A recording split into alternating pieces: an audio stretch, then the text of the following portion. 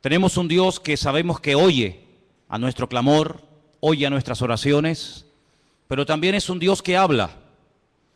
Imagínense ustedes lo que sería estar toda una vida, desde el día que le conocimos hasta el día que el Señor nos lleva a su presencia, hablando con Él, pidiéndole cosas, abriéndole nuestro corazón, pidiéndole por nuestro trabajo, por nuestros hijos, por nuestra familia, en fin, por lo que sea, y que el Señor nunca en todos los días, en todos los años sirviéndole, todos los años de haberle conocido, que nunca nos dijera ni media palabra.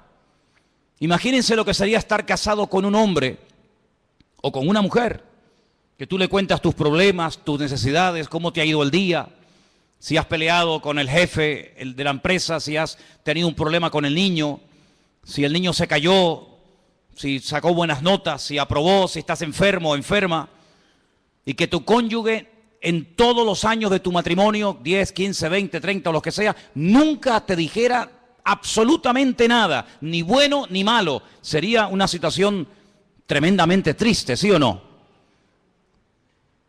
¿Sí o no? Si quieren, pruébenlo. Estén en los próximos años sin hablarse el uno al otro para que veáis. ¿Sabes que había hace siglos una forma de matar a una persona en las tribus? Matarlo lentamente, torturarlo. Y era practicar lo que se llamaba el ostracismo. Era no hablarle, no dirigirle la palabra, no saludarlo, ni siquiera mirarlo a la cara. Terminaban muriendo de pena y arrojándose por barrancos, quitándose la vida, al ver que nadie, aunque estuvieras rodeado de personas, nadie te dirigía la palabra. Damos gracias al Señor de que nuestro Dios no es así. Nuestro Dios no es sordo, pero nuestro Dios tampoco es mudo. Él habla. Y hay muchos textos a lo largo de la palabra de Dios donde vemos que Dios habla individualmente, colectivamente, durante el día, durante la noche, en momentos de urgencia, en la cárcel, en fin, en muchísimas situaciones, momentos y lugares de la vida. No siempre habla igual. No siempre el que tiene que oír la voz de Dios la oye. La Biblia nos enseña que hay momentos en los que la ceguera, la dureza de corazón, la actitud del hombre es tan mala que aunque el Señor le esté hablando no se entera. Y es tremendamente triste ver que a veces Dios le habla a la gente, le está mostrando el camino, le está indicando que por ahí no va bien, o por aquí va bien, o esto hay que hacerlo, o aquello no hay que hacerlo, y él ni se inmuta, ni se entera. Es como si el mensaje le pasara por encima de su cabeza. Vamos a ver en esta tarde diferentes formas como Dios nos puede hablar a nosotros, sí, hermanos, en pleno siglo XXI. Hoy en día nuestro Dios también habla. Hechos capítulo 8. Hemos leído, nuestro hermano Marco nos leía que había comenzado la persecución en Jerusalén. Todo iba muy bonito, todo iba muy bien, pero la persecución comenzó, los creyentes tuvieron que salir despavoridos, huyendo a diferentes lugares. Y la Biblia nos cuenta en el capítulo 8 del libro de los Hechos la historia de uno de los diáconos de la iglesia primitiva. Eran varios, no nos cuenta la historia de todos, pero sí nos da detalles acerca de uno, personalmente, de Felipe. Dice la Biblia que este hombre llegó a tener 4 hijas, después lo vamos a ver, hijas que tenían el don de la profecía, un hombre que tenía un don también que era el de la hospitalidad, daba hospedaje a personas que servían al Señor. Pero este fue una de las personas que salió huyendo y se fue en dirección a Samaria, donde no había llegado el Evangelio. Recuerden que estaban todos en Jerusalén desde el día de Pentecostés, o mejor dicho, desde el día de la Ascensión. Llegó el día de Pentecostés, pasaron unos cuantos días, semanas, tal vez meses, y allí seguían en Jerusalén. La iglesia crecía y crecía, pero no se expandía. Crecía solamente en un lugar, y la voluntad del Señor era que fueran por todo el mundo, por todas las naciones de la tierra, por los 5 continentes predicando el Evangelio, pero ellos no iban a ir. Estaban muy cómodos, muy bendecidos, estaban muy a gusto en Jerusalén, a pesar de que a veces había prohibiciones por parte de las autoridades religiosas, sobre todo, de que no predicaran el Evangelio, pero ellos ahí estaban muy cómodos. Miles y miles de personas cada día venían a las reuniones, milagros, señales, prodigios, pero de ir a Samaria, olvídate. De salir de Israel, olvídate. El Señor tiene que permitir una persecución, y en esa persecución dice que Felipe se va a Samaria, allí predica, las multitudes reciben el evangelio. Recuerden que el Señor Jesucristo había estado en Samaria, allí le había hablado a la mujer samaritana, ¿os acordáis? Dice la Biblia que los samaritanos le pidieron que se quedara allí con ellos, es decir, que era gente muy receptiva. Pero los discípulos no tenían ninguna intención de llevar el evangelio a Samaria, por muchos motivos. Pero estando en Samaria, en el versículo 26, capítulo 8 de Hechos, dice que un ángel le habló a Felipe. Fijaros el sistema que el Señor utiliza para hablarle a Felipe estando en Samaria. Un ángel. El Nuevo Testamento está lleno de ángeles que van y vienen llevando mensajes a personas. Y dice que un ángel le habló a Felipe y le da una orden concreta, muy clara de entender, y es la siguiente: levántate, ve hacia el sur. Él estaba en el centro del país, Samaria está en el centro. Dice, no, tienes que ir hacia el sur, por el camino que desciende de Jerusalén a Gaza, la famosa franja de Gaza. Allí es un camino que todavía hasta el día de hoy es un camino desierto, imagínense ustedes hace 2000 años. Entonces él se levantó y fue. Esto es muy fácil leerlo, ¿no? El Señor le habla a través de un ángel, lo deja todo y se marcha. Ya. Parece muy fácil, pero yo veo gente que llevan aquí años oyendo la voz de Dios, de alguna manera, no digo a través de un ángel, pero a través de predicaciones, a través de consejos, o a través de un libro cristiano, como sea, y todavía no han hecho caso. Sin embargo, Felipe no cuestiona, dice, pero ¿cómo me voy a ir yo de Samaria? ¿Y quién se queda al cargo de la obra? Yo he abierto esta obra, yo la estoy pastoreando, yo la estoy atendiendo, la gente es recién convertida, la gente es nueva. Aquí hay un mover de Dios tremendo. ¿Cómo me voy a ir yo de aquí? Y además, ¿a dónde? Me tendré que ir a un sitio mejor, ¿no? No, al desierto. No cuestiona la orden, no pone excusas, no dice, yo no puedo, yo estoy demasiado liado ahora mismo, búscate a otro. Sino que dice que se levantó y se fue al desierto, en obediencia. Yo llamo a este hombre Felipe el obediente. Amén, hermanos. Felipe el obediente. No cuestiona, no duda, no pospone la orden, sino que dice, se levantó y se fue. Y sucedió, ahora sigue el resto de la historia diciéndonos, que un etíope, eunuco, funcionario de Candace, la reina de los etíopes, el cual estaba sobre todos sus tesoros y había venido a Jerusalén para adorar, volvía sentado en su carro leyendo al profeta Isaías. Ya había ido a Jerusalén, menudo viaje en carro, desde África, desde Etiopía hasta Jerusalén. Un viaje enorme. No fue en avión, no fue en tren, no fue en coche, fue montado en un carro que por muy cómodo que fuera, pues imagínate. Y ahora volvía. El objetivo por el cual había ido de Etiopía a Jerusalén era para adorar a Dios. Primero, él no iba a poder entrar en cualquier parte del templo. Primero, porque no era judío. Segundo, porque era eunuco. Y por otras muchas cosas más. Sin embargo, el hombre no se desanima por sus limitaciones, sino que va a Jerusalén. Y me llama la atención que dice que había llevado mucho dinero, todos sus tesoros. Claro, es que no le iba a resultar nada fácil que un rabino judío le vendiera nada más y nada menos que el rollo, el pergamino del profeta Isaías. Eso le habrá costado una auténtica fortuna. Venderle a un extranjero, a un no judío, el libro del profeta Isaías, eso costaba una fortuna. Pero él volvía y dice que venía leyendo. Luego tuvo que aprender a leer en hebreo, porque él como etíope no hablaba hebreo. Pero era tanto el interés, era tanto el anhelo que tenía este hombre de buscar a Dios, que tuvo que aprender, alguien le tuvo que enseñar a leer en hebreo y a entender lo que leía.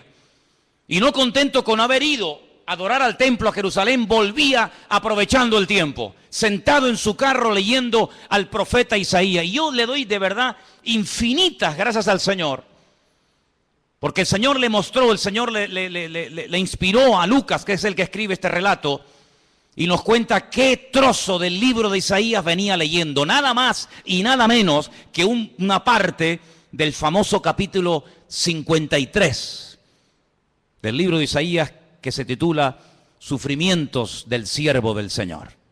Y el pasaje que leía era este, versículo 32. Como oveja a la muerte fue llevado, como cordero mudo delante del que lo trasquila, así no abrió su boca.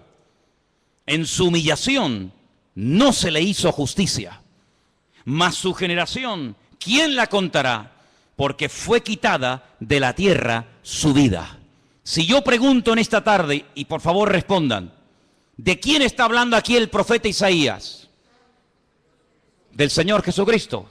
Todos los creyentes, por poco tiempo que lleven, al leer este texto, como cordero mudo fue llevado al matadero.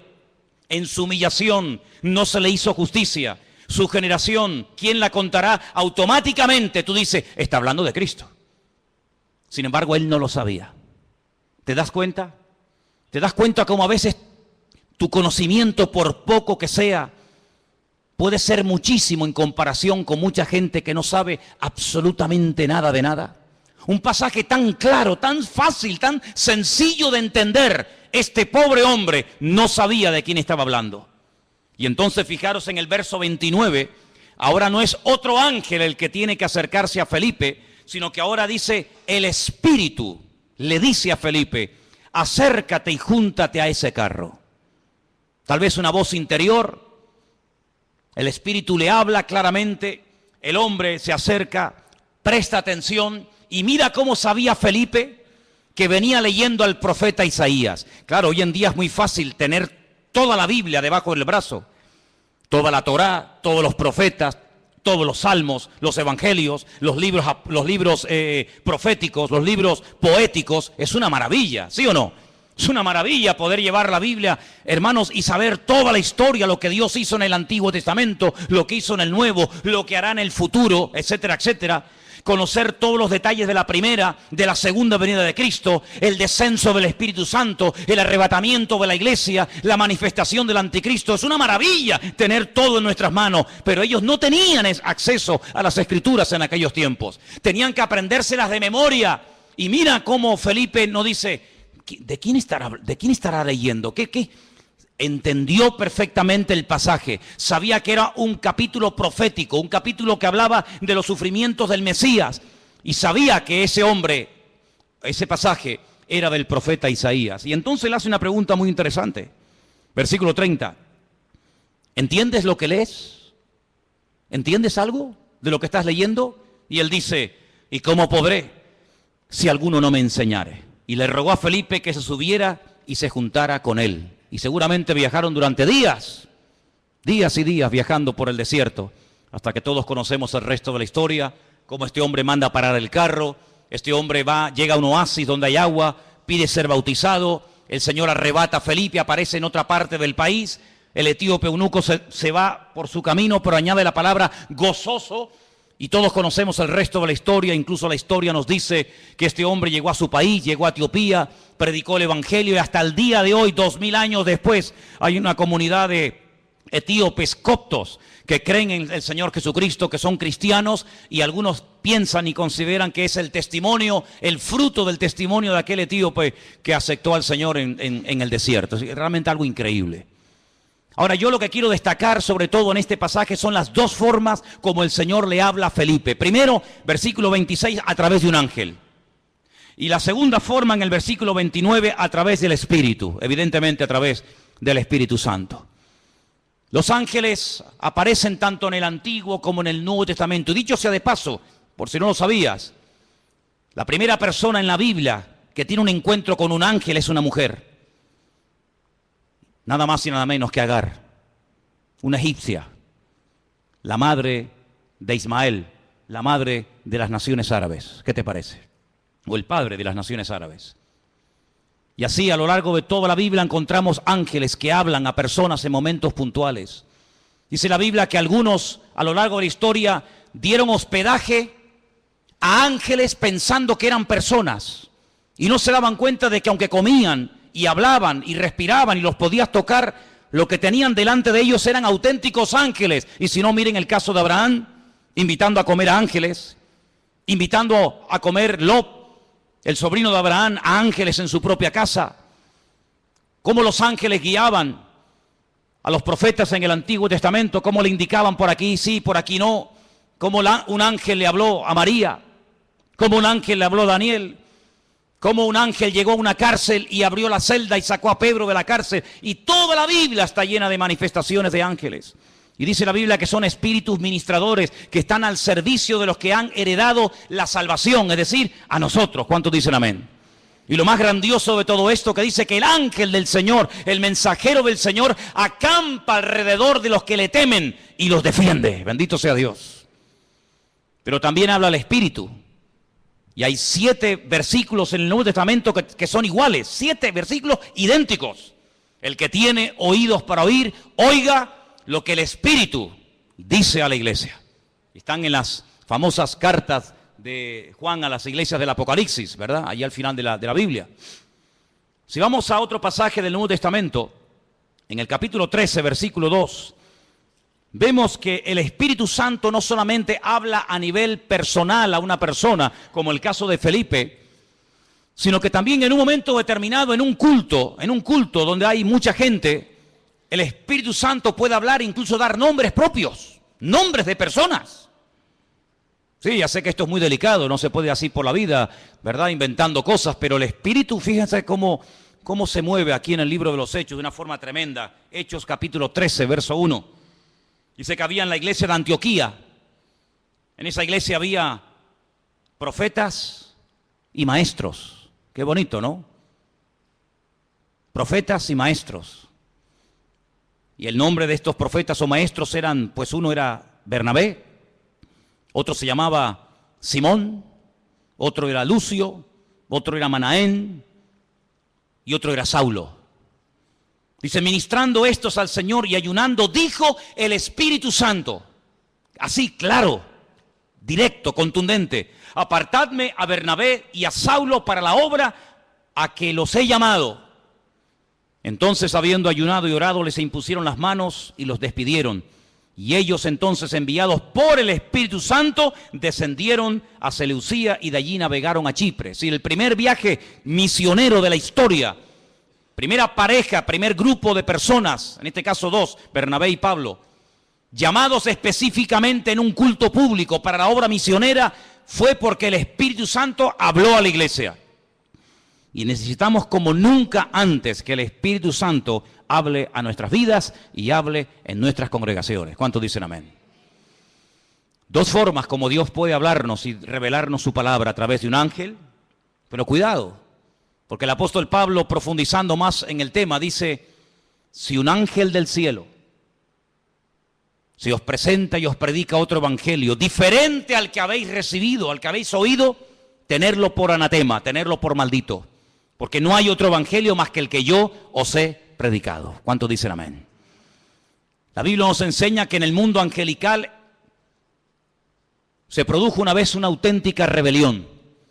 Porque Dios no creó a los ángeles como robots, incapaces de rebelarse, sino que vemos que antes de la rebelión, antes de la caída y desobediencia del hombre, ya previamente algunos, no todos, algunos de los ángeles ya se habían rebelado en contra del Señor. Es un misterio si todavía se pueden seguir rebelando o no. Lo dejamos ahí en puntos suspensivos.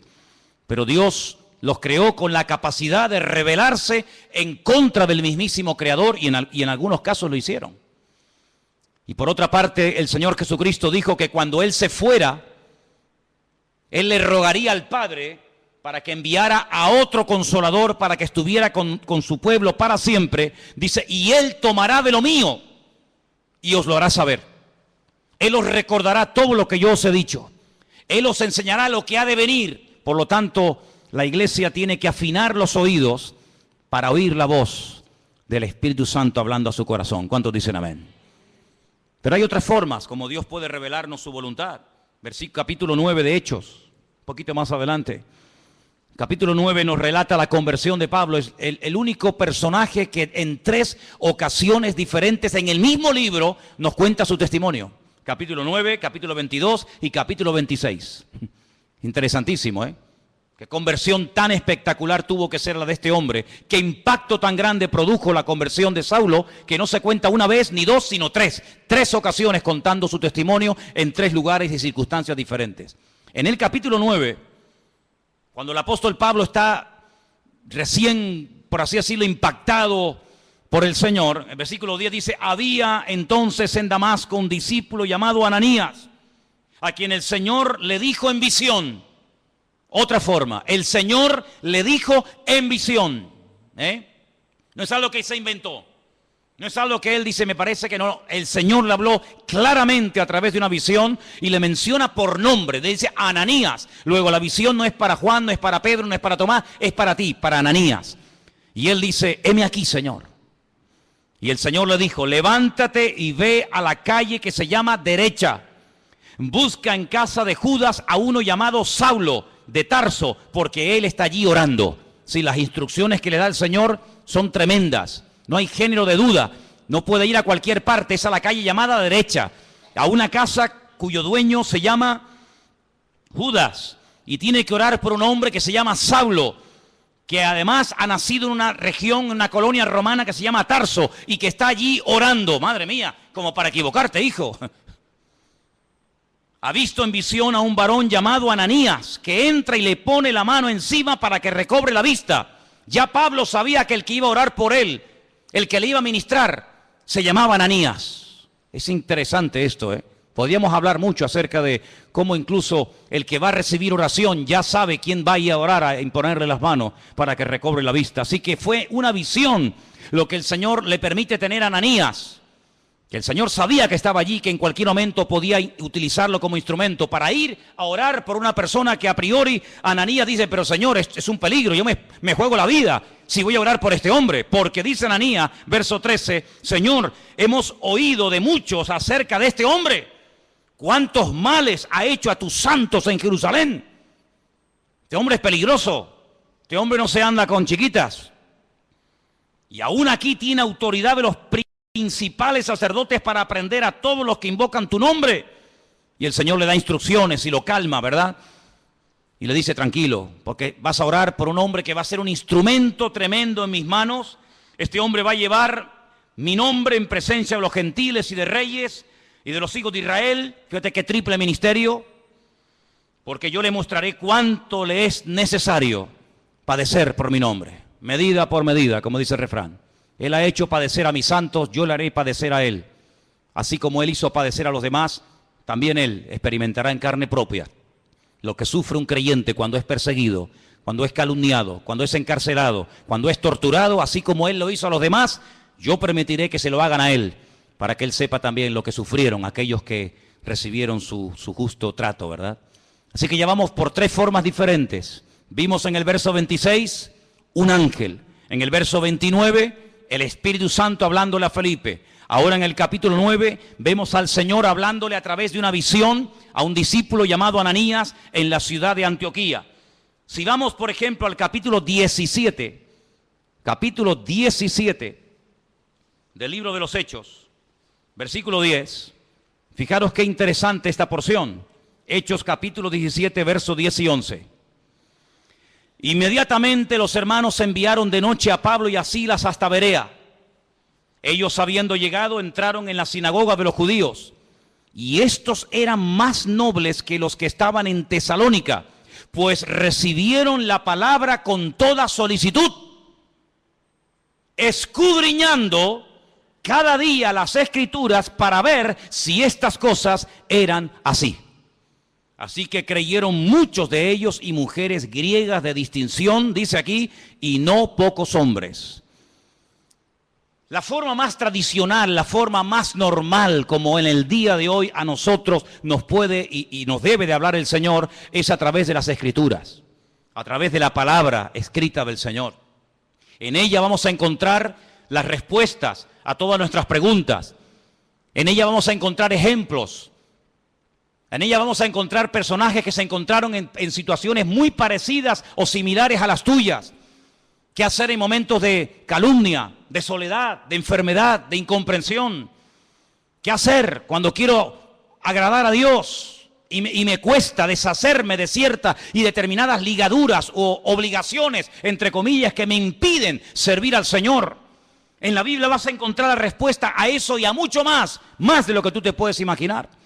Y por eso queda reflejado, queda plasmado en el libro de los Hechos que los hermanos de Berea eran personas, dice la Biblia, nobles. Porque dice que cada día escudriñaban después del mensaje si lo que Pablo les acababa de enseñar era realmente así o no era así. Eso es como si ahora al terminar el culto, yo cojo y me voy a casa y ustedes se reúnen aparte en este salón o por varios grupos y comienzan a debatir, comienzan a hablar entre ustedes diciendo, hermanos, pastor, esta tarde nos ha hablado de esto, ¿qué opinas? Pues oye, lo que ha dicho es cierto o no es cierto, o lo dice aquí o lo dice allá. Así hacían los hermanos de Berea.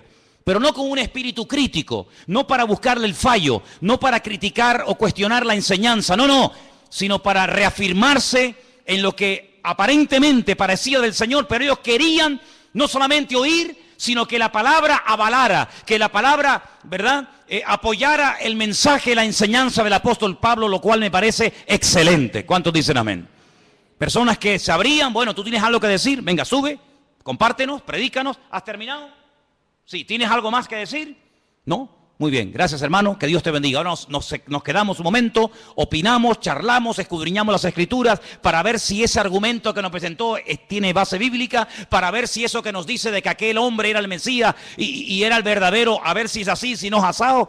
Realmente algo increíble. Así deberíamos de ser todos nosotros. El apóstol Pablo le recomendaba a su hijo en la fe, a Timoteo, entre tanto que yo voy, ocúpate en la enseñanza, en la lectura y en la exhortación. Y le dice algo tremendo. La otra noche me desperté con ese texto y hasta sabía dónde estaba ese versículo que está en 2 de Timoteo 3:16. Toda la Escritura es inspirada por Dios. ¿Cuántos conocen ese versículo? ¿Lo buscamos? 2 de Timoteo 3:16. Vamos a leerlo juntos, por favor. Versículo que deberían ustedes de aprenderse de memoria. Muy útil en estos tiempos. Dice así. 2 de Timoteo 3:16. Vamos a leerlo juntos. Toda la Escritura es inspirada por Dios, útil para enseñar, para redarguir, para corregir, para instruir en justicia, a fin de que el hombre de Dios sea perfecto, enteramente preparado para toda buena obra.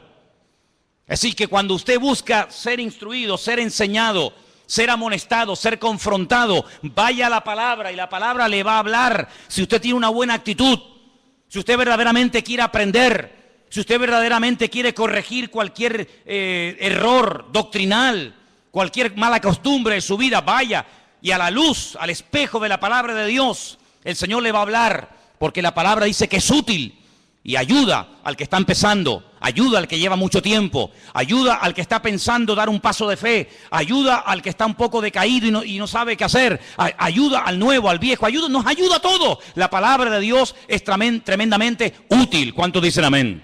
Y hay que escudriñarla. Jesús dijo, escudriñad, meteros en la palabra, estudiar la palabra, porque ellas son las que dan testimonio de mí. Me llama mucho la atención que cuando el Señor Jesucristo resucitó, en una de las apariciones, va caminando por un camino, llamado el famoso camino de Emaús, y se acerca a dos personas que van desanimadas, van desilusionadas, porque ellos tenían una expectativa, ellos tenían la confianza de que el Señor Jesucristo era el verdadero Mesías, y como no se han cumplido aparentemente sus expectativas, van tristes, cabizbajos, van caminando, debatiendo entre ellos, y de repente se aparece el Señor y se une a la conversación. Permítame leerles en Lucas 24, a partir del versículo 21. Presten atención porque de verdad que es una porción tan interesante, tan edificante. ¿Qué hizo el Señor para levantar el ánimo? ¿Qué hizo el Señor para quitar la tristeza, la desilusión de los corazones de estos dos hombres sinceros que esperaban algo que aparentemente no se cumplió? Veamos. Lucas 24, versículo 21. Nosotros esperábamos que Él era el que había de redimir a Israel. Fíjate qué ilusionados estaban. Por fin ha llegado el Redentor, el Mesías. Esperábamos la redención de Israel. Y ahora, además de todo esto, hoy es ya el tercer día que esto ha acontecido. Parece como que por un momento les pasa por la mente el hecho de que él había dicho que al tercer día resucitaría. Así que ya van 3 días, no lo hemos visto resucitado. No se cumplió la expectativa que teníamos en él de que redimiría a Israel de la opresión del yugo romano. Volvería a ser instaurada la monarquía. Un descendiente de la casa del rey David nos traería la libertad. Por lo tanto, todas nuestras ilusiones y nuestros sueños se han venido abajo, se han roto. Versículo 22 dice, aunque también nos han asombrado unas mujeres de entre nosotros, las que antes del día fueron al sepulcro y como no hallaron su cuerpo, vinieron diciendo que también habían visto visión de ángeles, quienes les dijeron que él vive. Aquí hay algo extraño, porque por una parte son conscientes de que unas mujeres por lo visto, según cuentan ellas, él ha resucitado, pero el argumento que ellos presentan no es un argumento de fe, no es un argumento contundente, sino dice que ellas dicen que ha resucitado porque no encontraron el cuerpo. Pero no dicen, no, él ha resucitado, sino que simplemente se agarran al comentario de decir, bueno, dicen que ha resucitado porque no encontraron el cuerpo, pero vete tú a saber.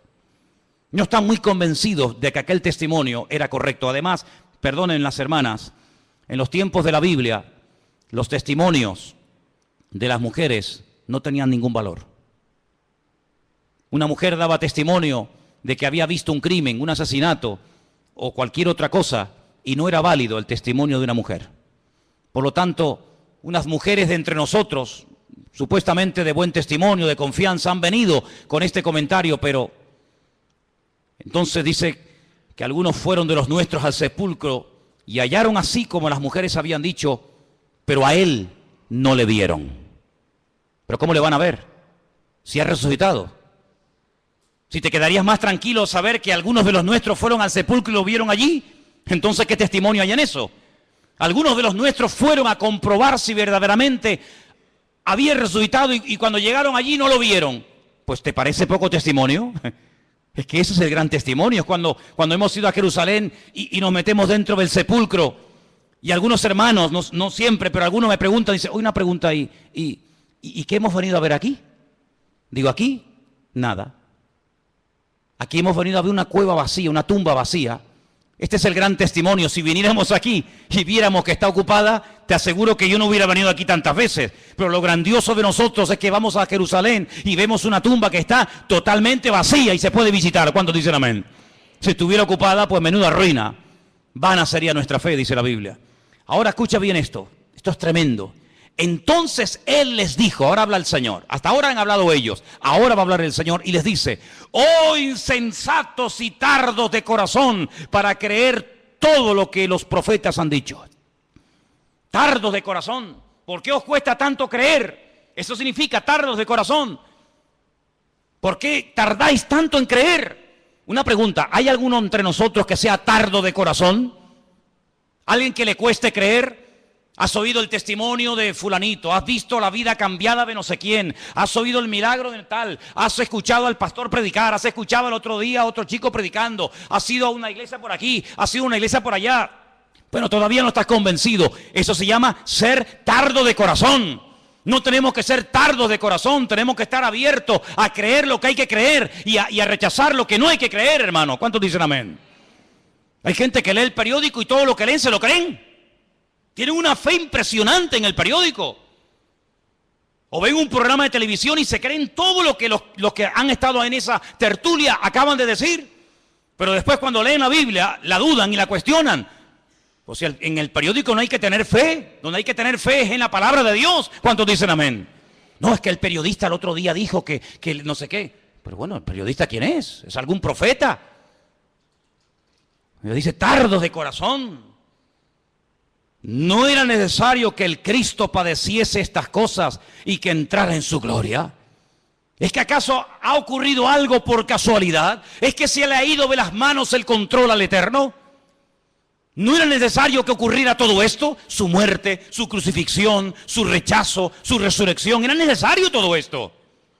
Todo ha salido perfecto. Todo ha salido perfecto. Es que Pilato podía haberle librado de la muerte, pero gloria a Dios que no le libró, aunque suene fuerte, ¿sí o no? Gloria a Dios que no dijo, pues no, yo aquí mando. Yo soy el gobernador y os vais todos para casa. Yo a este hombre lo encuentro inocente y lo perdono. Venga, Jesús, vete para casa. Menuda ruina. Yo doy gloria a Dios que Pilato, a pesar de que sabía que era un hombre justo e inocente, lo mandó a crucificar. ¿Tú no? Yo me alegro muchísimo de que nada ni nadie pudo librar de la muerte al Señor. Nada ni nadie. Yo le doy gracias al Señor de que aguantó la tentación de no bajarse de la cruz cuando le decían, si eres el Hijo de Dios, bájate y demuéstralo. Él podía haber dicho, pues mira, te lo voy a demostrar, hombre. Ya me tenéis hasta las narices. Pero yo doy gracias al Señor de que no se bajó. Yo doy gracias al Señor que se murió y que murió como tenía que morir. Y también doy gracias al Señor porque todas las profecías que estaban escritas acerca de Él se cumplieron perfectamente. Y por eso Él les dice, todo esto era necesario. Y comenzando desde Moisés, desde la Torá, el Pentateuco, siguiendo por todos los profetas, Isaías, Jeremías, Habacuc, Sofonías, Abdías, Malaquías, etcétera, etcétera, etcétera, les declaraba en todas las escrituras lo que de él decían. Aquí menciona a Moisés, la Torá, menciona a los profetas y menciona las escrituras. Y con esas tres palabras en hebreo forman la palabra Tanaj. Así se llama el Antiguo Testamento en hebreo, Tanaj, que es la unión de la Torá, de los Neviín y de los Ketubín, de los profetas, de los escritos y de la ley de Moisés, la Torá. Y les abrió los ojos y les mostró cómo a través de las escrituras tenían que creer que lo que había ocurrido no era producto de la casualidad. Y por eso, amados, nosotros tenemos hoy en día una herramienta tremenda. Podemos estar seguros de que Jesús no fue un impostor. Podemos estar plenamente convencidos de que el Nuevo Testamento no es una historia inventada, de que Jesús no es un mito, un personaje histórico, pero que a la hora de la verdad no existió. Nosotros podemos tener la completa seguridad de que la palabra que tenemos en nuestra mano no ha sido ni tergiversada, no se la ha quitado, no se la ha añadido, es una palabra perfecta. Y el cielo y la tierra podrán pasar, pero su palabra permanecerá por toda la eternidad. La palabra de Dios es la fuente de nuestra fe, es la base, el fundamento de nuestra creencia. Las profecías se cumplieron todas, no faltó ni una por cumplirse. Y no eran producto de la casualidad, sino que todo estaba bajo el control del Señor. Y hoy en día les digo, hermano, que ese Dios que controló la primera venida de Cristo, tiene todo bajo su control y todo lo que está ocurriendo porque Dios así lo está permitiendo. ¿Cuántos dicen amén? Porque ni una hoja de un árbol se cae sin permiso del Señor. Y cuando el Señor esté a punto de venir, y cuando tenga que manifestarse el anticristo, y cuando vengan los dos testigos, y cuando venga la señal de la bestia, y todo eso que hemos estudiado durante años, todo ocurrirá como tiene que ocurrir, porque la palabra de Dios es viva, es eficaz, y es verdadera, y es perfecta, y no se equivoca, y tenemos en nuestra mano el mejor regalo del mundo, la salvación y la palabra del Señor. ¿Cuántos dicen amén? Gloria a Dios por la palabra de Dios. Gloria a Dios, hermanos. Pues léanla, estúdienla, escudriñenla. Si alguien busca voluntad de Dios, métete en la Biblia, métete en la palabra, levántate temprano, acuéstate más tarde si quieres, y comienza a leer y a buscar por aquí y a buscar por allá, y seguro que el Señor te hablará tu vida, porque el Señor siempre habla a través de su palabra. Fíjate qué poder tan grande tiene la palabra de Dios, que hasta Cristo la usó para atacar al diablo cuando era tentado en el desierto de Judea. Podía haber usado cualquier otro argumento, ¿sí o no? Pero sin embargo, ¿qué hizo? Usar la palabra. Escrito está. Escrito está. Escrito está. Y con esas palabras desmanteló las tentaciones del diablo y pudo tener un ministerio eficaz, un ministerio victorioso, porque la palabra de Dios le da efectividad a nuestra vida. Bendito sea Dios. Sí que hemos visto cómo los ángeles pueden ser en un momento determinado usados por el Señor para hablarnos. Vemos cómo también el Espíritu Santo puede hablar claramente en la iglesia o a nivel personal. Vemos cómo a través de una visión, a través de la palabra. Capítulo 21 del libro de los Hechos, hay algo muy interesante que aquí se menciona y aparece un personaje poco conocido,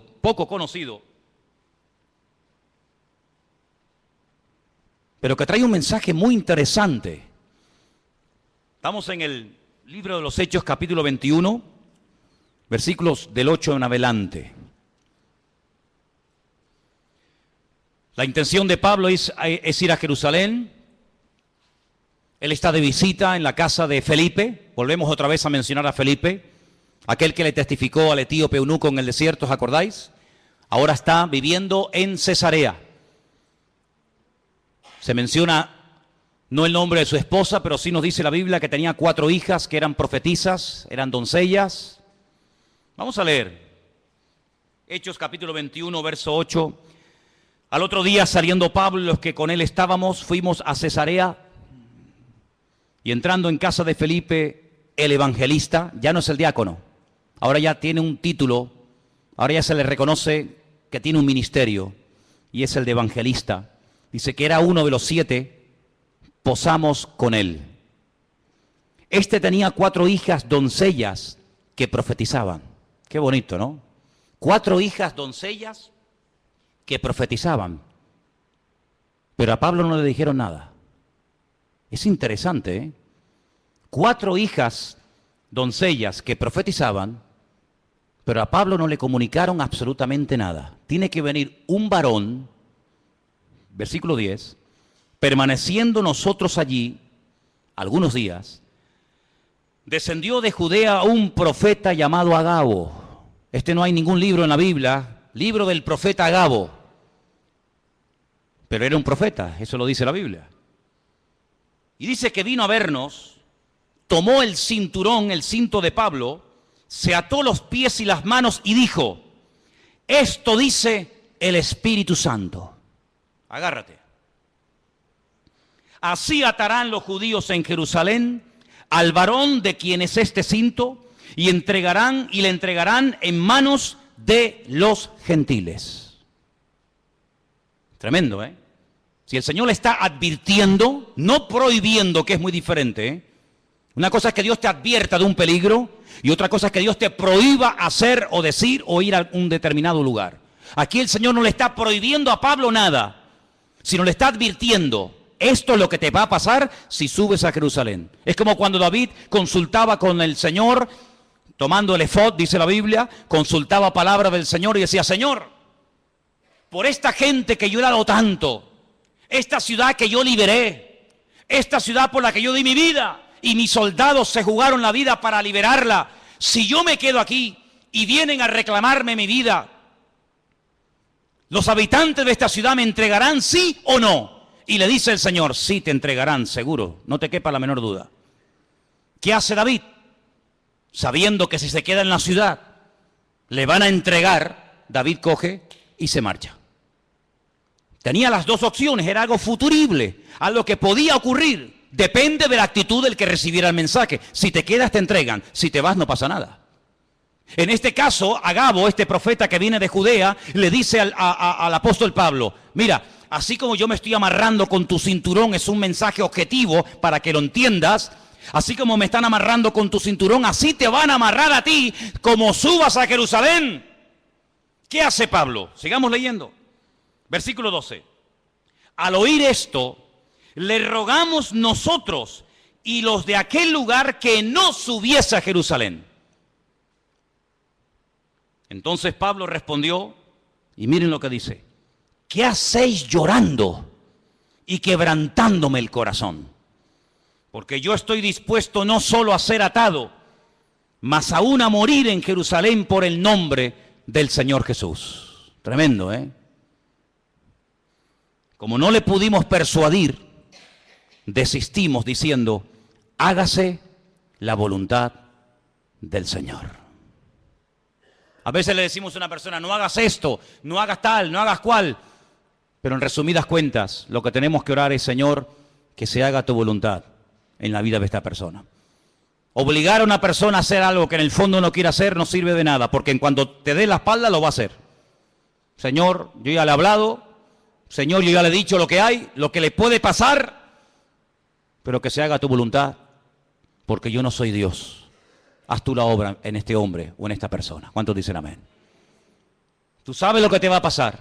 Te van a atar, te van a meter mano, lo vas a pasar mal. Te pedimos, por favor, hermano, que no subas. Yo no sé, y permítame dar una opinión personal, yo no sé si Pablo se equivocó. Yo no sé si Pablo tenía que haber sido más precavido y podía haber dicho, bueno, pues, ¿qué necesidad tengo yo de subir a Jerusalén? Voy a seguir predicando en otros lugares. Yo no sé si Pablo pecó de imprudente. Lo que está bien claro es que Pablo no tenía la prohibición de no subir. Si el Espíritu le hubiera dicho que no subiera, Pablo no hubiera subido, te lo puedo asegurar. Porque Pablo era un obediente a la voz del Señor. Había momentos en los que Pablo quería ir a predicar a un lugar y el Espíritu se lo prohibía y Pablo no insistía. Pablo decía, bueno, pues si no quiere el Señor, no voy, y punto. Había momentos en los que Pablo se dejaba descolgar en un canasto por un muro para salir huyendo, porque él entendía que era el momento de huir, pero hay momentos en los que es el momento de quedarse. Y Pablo entendió que tenía que subir a Jerusalén a pesar de lo que le han advertido que le va a pasar. Luego, aquí hay un mensaje profético personal en la vida de Pablo, que Pablo lo tiene en cuenta, pero por encima de esa palabra profética, por encima de esa palabra de advertencia, diríamos más bien, el apóstol Pablo decide subir y todos conocemos el resto de la historia. La vida de Pablo dio un giro total y absoluto a raíz de esa decisión de subir a Jerusalén. Sabemos todos, en fin, todo lo que se le vino encima. Dios puede hablar también, ¿cómo no? A través de palabras proféticas, sí, claro que sí. Pero Pablo, por encima de la palabra profética, y este era un profeta verdadero y genuino, por encima de esa palabra, pone el sentir de su corazón y su relación con Dios, y el argumento que presenta es este: no me estéis lloriqueando ni quebrantándome el corazón, porque quiero dejar bien claro que no solamente estoy dispuesto a que me aten y me torturen, sino estoy dispuesto incluso a dar mi vida, si hace falta, por la causa del Evangelio y por mi Señor Jesús. Lo tenía clarísimo en su vida. Así que hemos visto cómo los ángeles, el Espíritu Santo, a través de una visión, el Señor también con voz audible, como no, a través de profecías, pero también hemos visto muchas veces en la palabra de Dios que Dios habla a través de sueños, ¿sí o no? Muchas veces. El caso de José, el caso del otro José, el del Nuevo Testamento, que dice la Biblia que el Señor le habló en un sueño, que tenía que aceptar a su mujer, que no la había engañado, que no la había mentido, ¿verdad? Hay momentos en la Biblia en los que Dios habla a través de sueños. La Biblia dice que una de las señales de los últimos tiempos es que los ancianos tendrán sueños y los jóvenes tendrán visiones. Lo dice el profeta Joel en el capítulo 2. Los jóvenes tendrán visiones y los ancianos soñarán sueños. Y si quieres saber si eres joven o anciano, pues mira a ver qué estás. O estás teniendo visiones o estás teniendo sueños. Y ahí ya sabes por dónde van los tiros, ¿no? Pero dicho sea de paso, lo más importante de todo esto es siempre lo que la palabra de Dios termina como conclusión diciéndonos. Podemos tener sueños, podemos tener visiones, podemos tener un sentir. Alguien nos pudo decir por ahí no sé qué cosa, pero no te olvides que el Señor hoy en día, como habla a su pueblo y a su iglesia, es a través de su santa y bendita palabra. ¿Cuántos dicen amén? Es a través de la palabra de Dios que sabemos lo que tenemos que hacer. Y quiero terminar leyendo en Hechos capítulo 1. Hechos capítulo 1. Para que veáis cómo hay un texto que en aquellos días de espera, desde la ascensión de Cristo hasta que llega el día de Pentecostés, ellos están estudiando la palabra, ellos están analizando las Escrituras y llegan a un texto que dice lo siguiente, Hechos capítulo 1, versículo 20. Hechos 1, versículo 20. Esta palabra que vamos a leer, ellos la leyeron del Salmo 69. Salmo 69 dice así: está escrito en el libro de los Salmos, sea hecha desierta su habitación y no haya quien more en ella. Tome otro su oficio y tome otro su oficio. Ellos interpretaron por este versículo del Salmo 69, repito, ellos interpretaron que había quedado un vacío cuando Judas, uno de los discípulos, se ahorcó y se quitó la vida. Ellos entendieron que según este salmo había que nombrar a otros. Ahora, cuidado, ellos recurren a la palabra, ellos saben que el Salmo 69 dice que, da a entender indirectamente que Judas se suicidaría, que Judas se quitaría de en medio, que otro tendría que ocupar su lugar, pero interpretan mal la palabra. Ellos hacen una votación, ellos dicen, bueno, fulanito o menganito. Dice que echaron suertes, la suerte cayó sobre un discípulo fiel que había estado con ellos desde el principio, llamado Matías. Ellos deciden que Matías sea el que ocupe el lugar de Judas, el que se ha ahorcado, pero nosotros sabemos por la historia bíblica que así no se mueve el Señor. Hemos visto cómo Dios habla por sueños, por visiones, por profecías, por la palabra, el Espíritu Santo, pero nunca a través de la suerte. Nunca a través de echar suertes. ¿Será fulano? ¿Será mengano? No. Ese sistema es un sistema humano, no es un sistema divino. Y aquí de lo que se trata no es de adaptar, no es de utilizar los sistemas humanos para saber la voluntad de Dios, sino de descubrir los sistemas de Dios para hablarle a los seres humanos. ¿Cuántos dicen amén?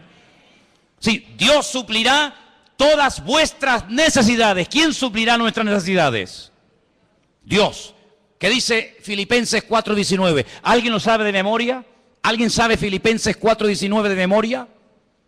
Mi Dios, pues, suplirá todas vuestras necesidades conforme a su riqueza en gloria en Cristo Jesús. Mi Dios suplirá. ¿Quién suplirá las necesidades de un pastor? ¿Quién? ¿Quién suplirá las necesidades tuyas como oveja? ¿Quién suple las necesidades de la iglesia? Mi Dios. ¿Sí o no? Dígalo fuerte. Mi Dios suplirá mis necesidades. Pero vamos a comprar la lotería por si acaso. Vamos a ver. Usted ha dicho ahora mismo, literalmente, la promesa del Señor en Filipenses 4:19. ¿Para qué compra entonces la 11? ¿Para qué hace la quiniela? ¿Para qué juega los juegos de azar? Bueno, mi Dios, usted ha dicho que mi Dios suplirá mis necesidades, ¿sí o no? Pues si es mi Dios, que lo haga Dios. No le eche una mano a Dios. No dice la palabra que otro tomará su oficio, ¿sí? No dice la palabra que la casa de Judas quedaría desierta, que el hueco quedaría porque él mismo se quitó de en medio, sí, pues que Dios lo llene. Si Dios nos nombró a nosotros, ¿a ti quién te nombró, Juan? ¿A ti quién te llamó, Pedro? ¿A ti quién te llamó, Tomás? Y a ti, Juan, y a ti, Bartolomé, y a ti, Mateo, ¿quién te llamó a ti? A mí me llamó el Señor. Dice que estuvo toda la noche orando, ¿sí o no? ¿Os acordáis?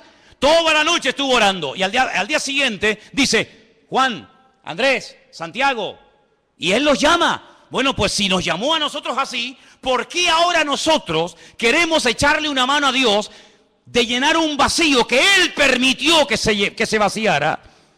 Que lo llene el Señor, porque su palabra, para que se cumpla, el que tiene que actuar es Él y no yo. Entonces ustedes tienen que madurar y tienen que crecer para daros cuenta de que no puede haber incongruencias con la fe. No se pueden mezclar sistemas divinos con sistemas humanos. Dios habla por sueños. Amén. Gloria a Dios. Nadie cuestiona eso, hermano.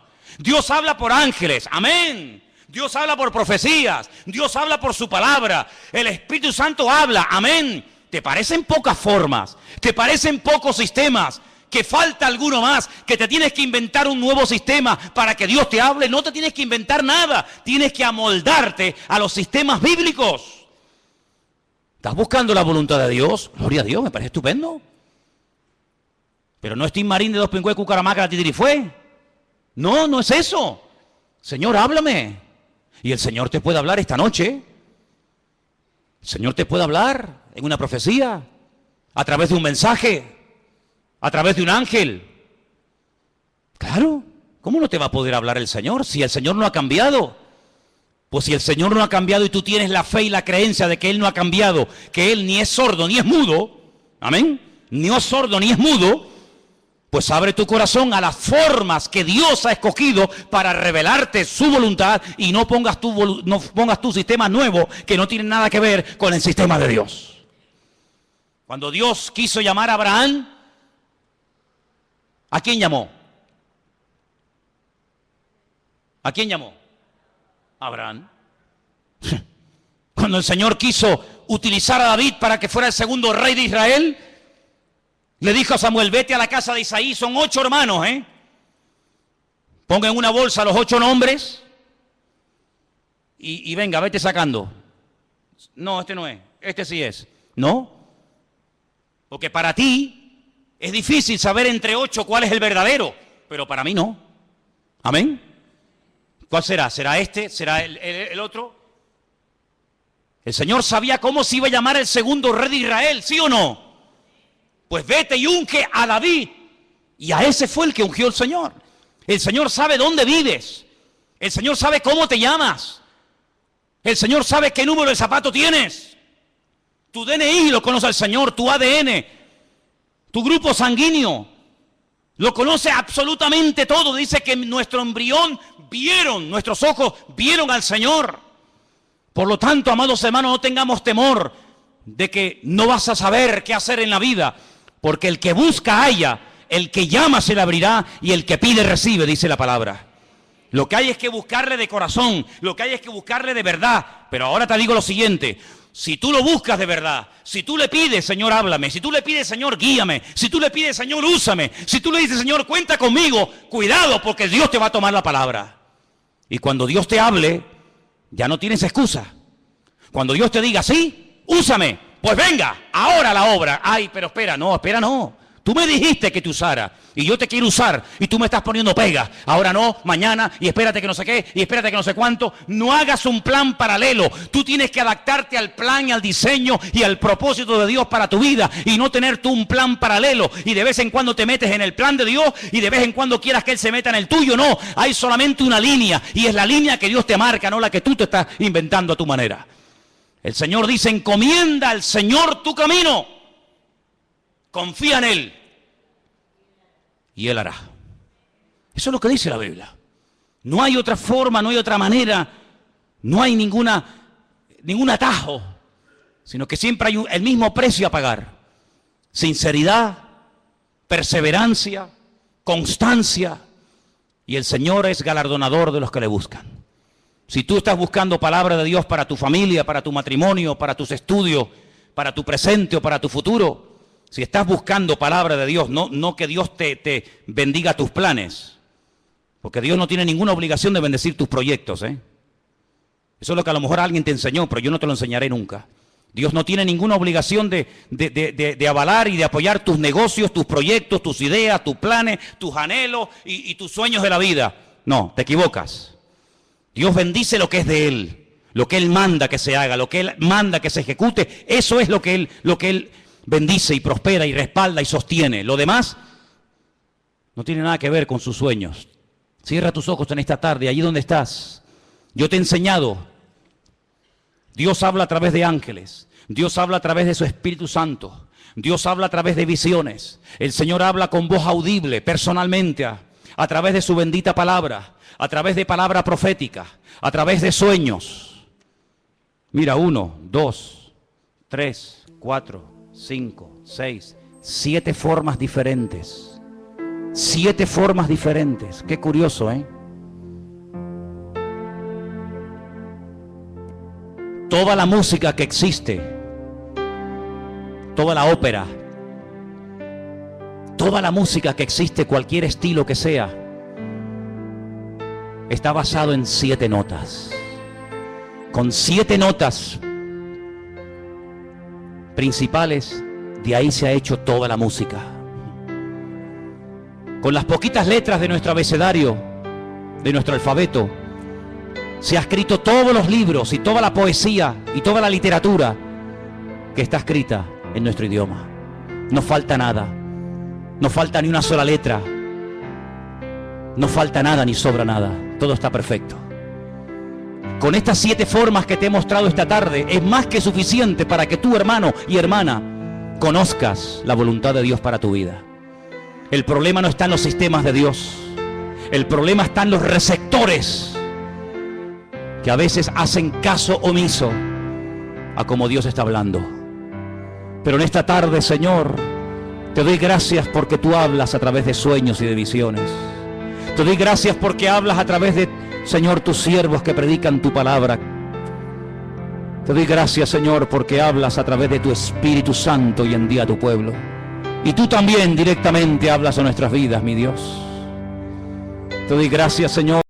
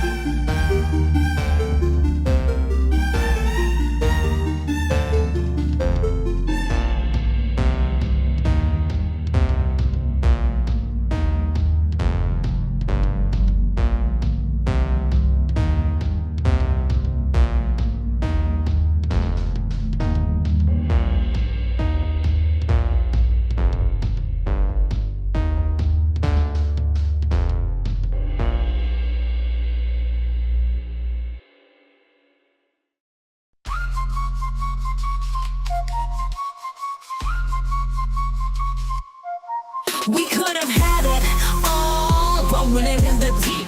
You have my heart inside in your hand and you played it to the beat. Even if I have nothing, oh, haters hate cause I've got it all. Lovers love even when I fall. Haters hate cause I stand tall.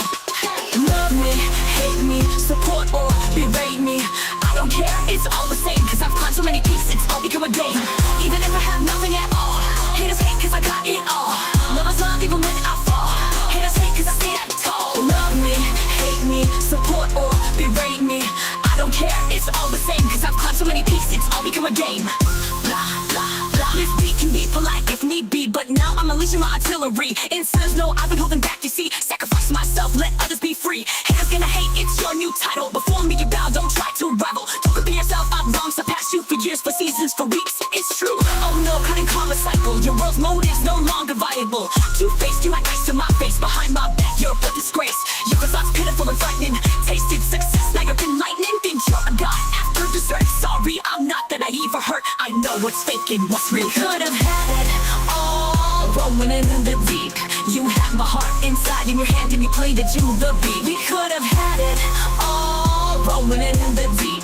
You had my heart inside in your hand and you played it to the beat. My name is not she, action show my drive. But for you, no problem, can't survive. On the first place trophy, I left my mark. I got the work, I got the money, I got the respect, I got reborn. Breathing air, feeling gravity's pull. Nothing matters but moving forward, that's my rule.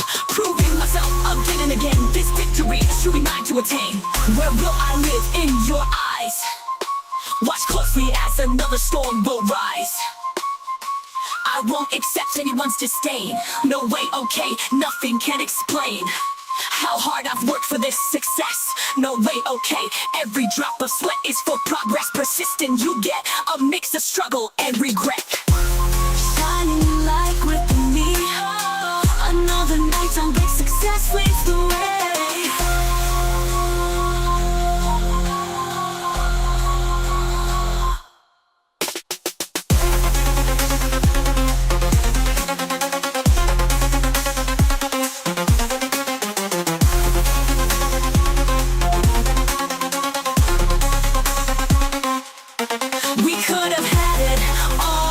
Rolling in the deep. You had my heart inside in your hand and you played it to the beat. We could have had it all, rolling in the deep. You had my heart inside in your hand and you played it to the beat.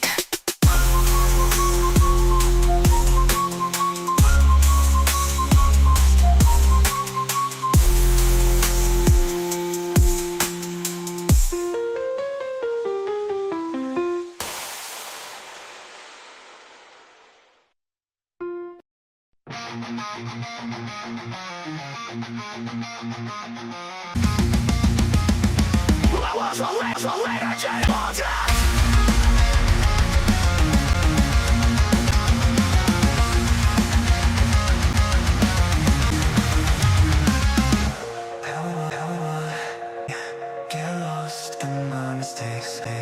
Can't stop think of anything better. There'd be a way to stop reliving thing that can't be changed. Forget what's once and reset. Memories can be the only part of me that be changed. Just let me be free.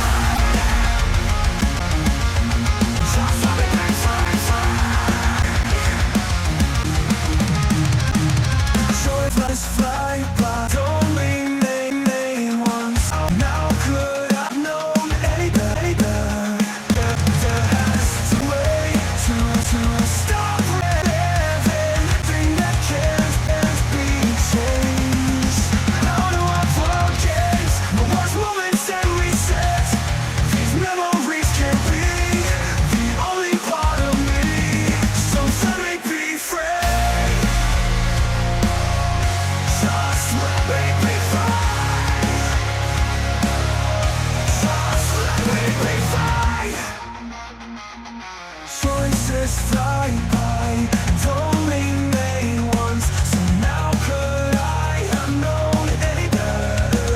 That I can change it now, just stop and make them go away. Just don't want them to stay. How do I forget the worst moments and reset?